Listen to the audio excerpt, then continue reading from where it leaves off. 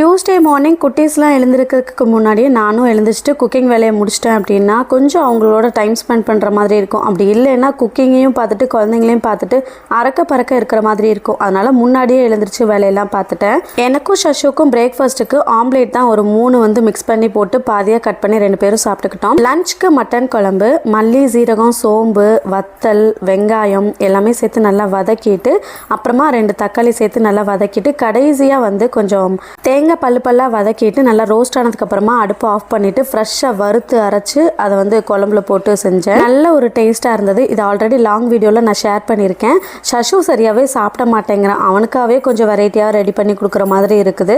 எல்லா வருஷமும் summer holidays விட்டுட்டா அம்மா ஊருக்கு போயிடுவோம். ஸோ பேரண்ட்ஸ் வீட்டுக்கு போயிட்டு குழந்தைங்க ரொம்ப ஜாலியாக என்ஜாய் பண்ணுவாங்க. பட் இந்த வருஷம் வந்து அந்த மாதிரி கிடைக்கல.